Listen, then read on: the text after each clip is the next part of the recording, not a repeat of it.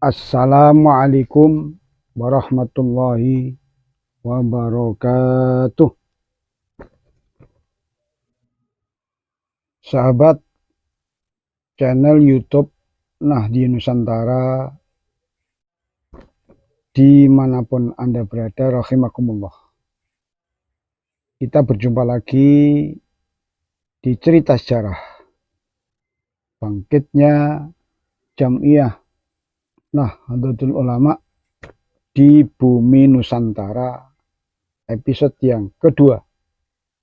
Naskah ini ditulis oleh Ali Sumantri dan dinukil dari beberapa sumber.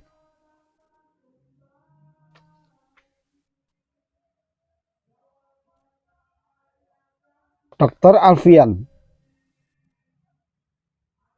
seorang tokoh yang signifikan di dalam lembaga ekonomi dan kemasyarakatan nasional dari Lembaga Ilmu Pengetahuan Indonesia atau lebih disingkat LIPI. Dalam risetnya menemukan suatu fakta sejarah bahwa baik Syarikat Islam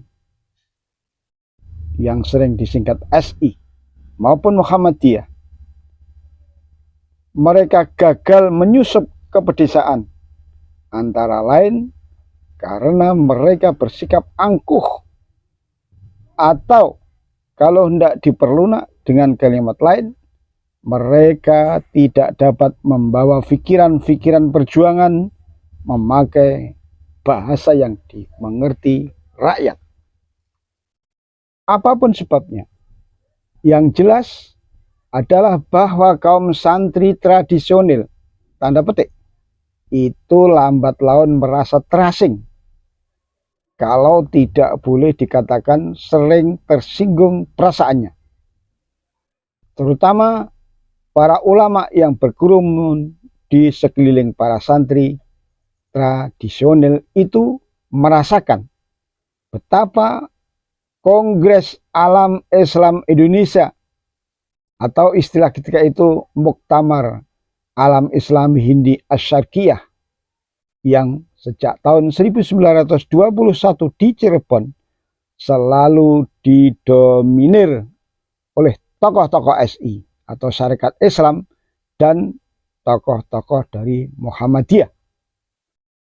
Pada tahun 1925, Kongres Alam Islam Indonesia itu hendak mengirim sebuah delegasi ke Kongres Islam Sedunia di Makkah yang terdiri dari Haji Umar Said Cokro Aminoto atau lebih dikenal Hos Cokro Aminoto, Kiai Haji Mas Mansur, dan Haji Suja sebagai yang mewakili umat Islam Indonesia. Tidak satupun dari mereka yang mencerminkan aspirasi yang menjadi idam-idaman para ulama.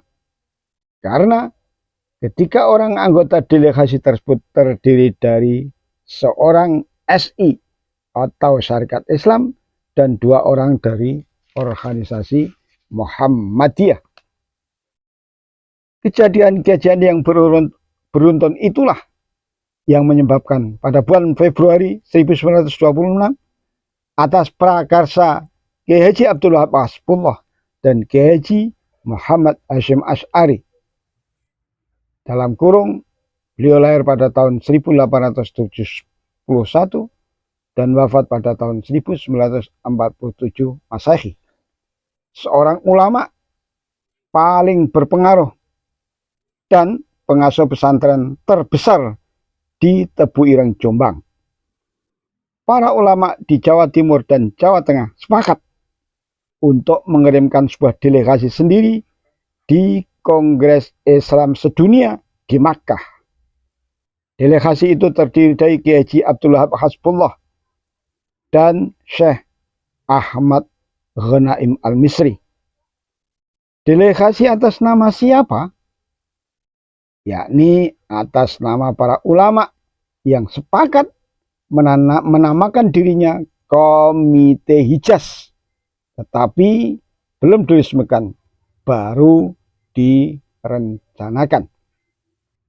Tugas delegasi dapat disimpulkan untuk bertemu muka dengan Raja Ibnu Saud sebagai penguasa baru atas tanah suci Makkah dan Madinah.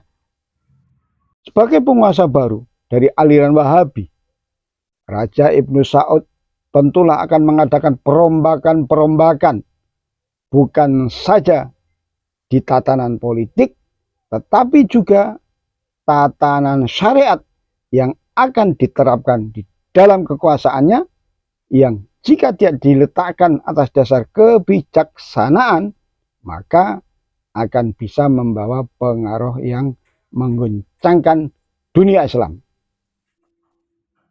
Penguasa sebelum Ibnu Saud memberikan keleluasaan terhadap pelaksanaan syariat atas dasar mazhab 4. Dikhawatirkan jika penguasa baru yang beraliran Wahabi itu akan melenyapkan tatanan yang selama ini berjalan dengan saling pengertian. Selain itu, delegasi bertugas untuk mengadakan semacam observasi atau pengamatan sampai sejauh mana kebangkitan dunia Islam tanda petik itu sedang berjalan. Terutama setelah kejatuhan khilafah Turki dalam Perang Dunia ke-1, delegasi memang tidak mengikuti Kongres Dunia Islam tanda petik. Pertama, berdasarkan pertimbangan bahwa delegasi lain yang menamakan dirinya Wakil Umat Islam Indonesia yang terdiri dari Haji Umar Said Cokroaminoto dan Kiai Haji Mas Mansur toh sudah ada. Bagaimanapun juga mempertontonkan delegasi kembar sangat tidak bijaksana, apalagi di luar negeri. Pertimbangan kedua, dalam praktek pengalaman yang telah berlaku, apa yang bernama Kongres Islam Sedunia di Makkah bila diadakan di musim haji tak lain dan tak bukan adalah bertamu kepada raja yang secara tradisi tiap musim haji mengundang tokoh-tokoh Islam di seluruh dunia.